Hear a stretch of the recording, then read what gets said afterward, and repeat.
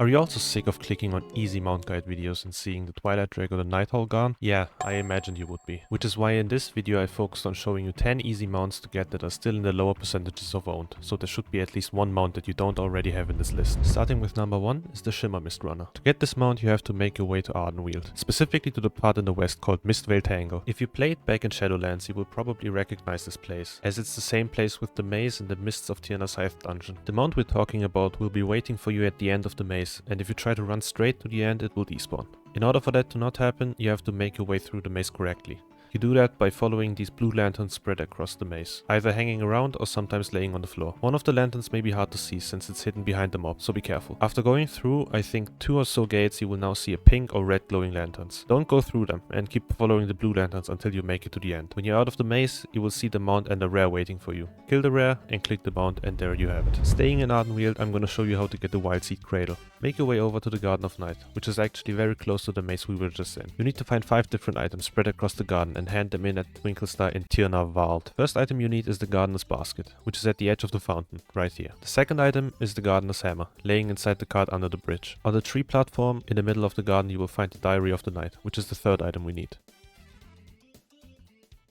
Hidden behind some enemies and between 2 trees you will also need to pick up the Gardener's Flute.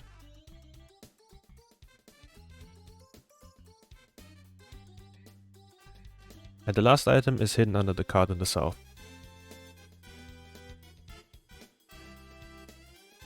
Pick up the Gardener's Wand and click on any of the items you just picked up to combine them into the Twinklestar's gardening toolkit. Bring it to her in Tierna Wald and she will give you a Cache of the Moon, which has a 100% chance of having the Wildseed Cradle inside. We're still staying in the Shadowlands, with the next mount being the Slime Serpent, which you can get in the Plaguefall dungeon in Maldraxxus. You can only get this mount in either the Heroic or the Mythic difficulty, so make sure by right-clicking your portrait and selecting dungeon difficulty that you're in the correct difficulty level. You also need to be alone for the mount to spawn, so I recommend you being at least level 70 for this. All you have to do now is kill every boss in the dungeon, and when you're done, turn around and on your right you will find a teleporter that puts you back up to the upper section. Continue walking outside and on your left you will see the Slime Serpent. Walk over to it, click it, and that's it. If you enjoyed this video so far, I would really appreciate it if you liked this video and considered subscribing and helping me on my journey on YouTube, and I promise you, you will not regret it. There are more mount guides and other tips and tricks on the way, especially with the War Within releasing in the next couple of months. Now before we leave the Shadowlands, there is one more mount I will show you today, which is the Colossal Ebonclaw Mawrat. For this mount you will have to complete layer 4 of the Jailer's Gauntlet in Torghast. You can find Torghast by going to Oribos and jumping down in the middle hold, which will teleport you to the Maw. When you land, just keep going forward and on your left you will see the portal to Torghast. Once you're inside you will find the Jailer's Gauntlet on the very right of the Torghast levels. If you haven't done any Torghast on your character yet, you will have to do layers 1 to 3 before you can enter layer 4. But since Torghast doesn't scale with your level anymore, you will just be able to blast through them on your moderately geared level 70.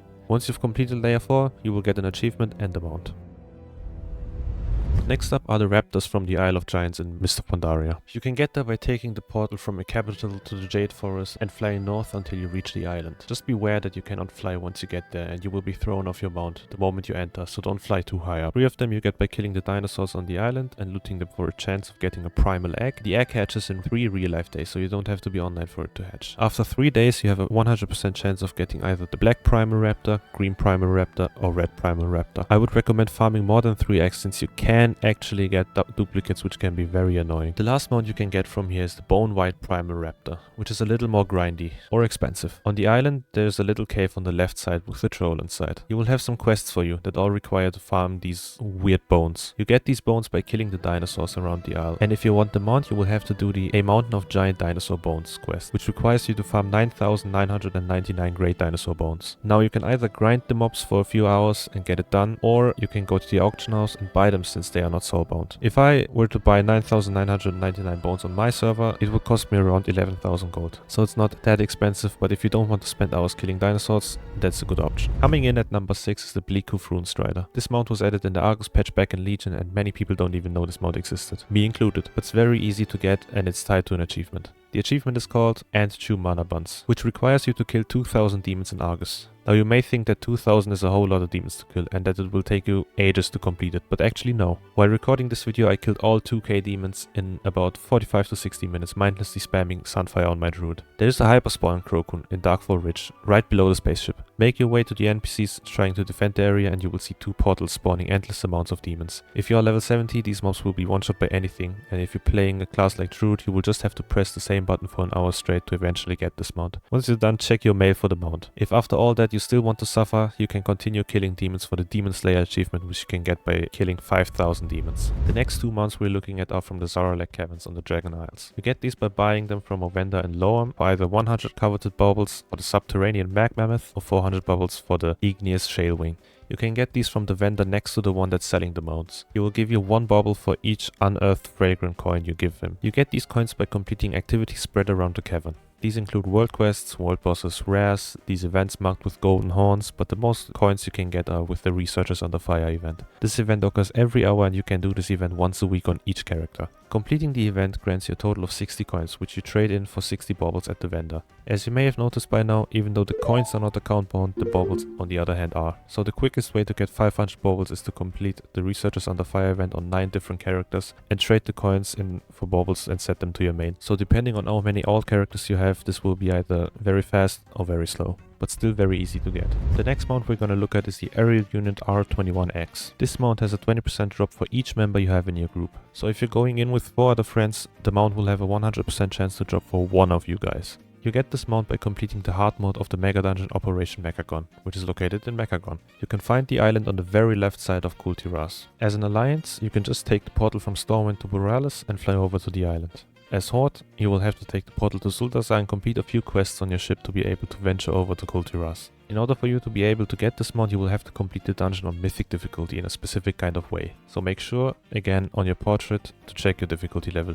Once you head in the dungeon, you will see the HK8 aerial oppression unit flying over one of the 3 initial bosses. You will have to kill the bosses the unit is flying over. So once you kill the first boss, the operation unit will fly over to the next boss. Be careful and make sure you have the debuff indicating that the area around you is being patrolled by the aerial unit. Make sure it's flying around in circles around the boss you need to kill. If you kill any of the bosses without the debuff by accident, you will have to wait a week since Mythic dungeons are on a weekly reset. You may think that the aerial unit is above the boss in the middle, even though it's still making its over to the left or to the right boss. So wait a bit until it goes around in circles over the area. Once you kill the 3 bosses, head over to the 4th boss. Make sure the boss is called Tank Buster MK2 and not MK1. If it's the MK1, you have done something wrong and you're gonna have to wait a week or try on another character again. Now this part is probably the hardest part of the challenge, but it's still fairly doable if you follow what I'm gonna say now. So listen up. Once you kill the Tank Buster, the oppression unit will start casting Annihilation Ray, which is an instant death if it goes off, no matter what level you are and how many defensives you press. If you're in a group of at least 4 people, you can click the glowing pillar and cancel its cast before it goes off. Not possible if you're alone, so don't even try it. But there's actually a glitch or a bug or whatever in the game that allows you to go around this problem. Once you kill the Tank Buster, start running back to the entrance of the dungeon as fast as you can. Doing this on a druid, I had a lot of time left, but if you play any class that isn't as mobile like a paladin, this might get problematic. Once you're at the start of the dungeon, wait next to this NPC called Smite's Crackle Key. If you stand any closer to the boss, the ray will probably still hit you, so make sure you're standing behind this guy. Once the cast is done, run back to the boss as fast as you can. If you take too long, it may despawn and you will have to do all of this again. Also make sure you kite the boss back to the arena, since it may reset if it stays outside for too long. Everything you have to do now is click on the pillar I mentioned earlier and deactivate it. When you click it, you will see his blue resource bar. Once it's on 0, you will be able to kill the boss, which also has a chance of dropping another mount, called the Mechagon Peacekeeper. The next boss doesn't have any special requirements, so just kill it. The Pummeler will have a 99% damage reduction buff on him. To remove it, kite him to one of these hammers around the arena and let him get hit by it. The next boss needs you to throw his poop back in the fire, and that's about it. What? Bro, what are you talking about, man? Click on the Robo Waste on the left side of the arena, and once the oven starts spewing fire, you can kill the boss. That's it. After killing some ads in the next area, you will need to complete a little maze. Just follow how I'm doing in the video and you will be good. Make sure you don't get detected by the bots, and as you can see, the smoke from the vents also hides you from them.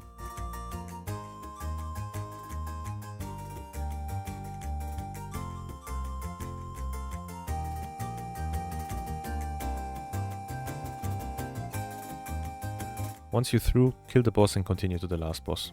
No special requirements needed.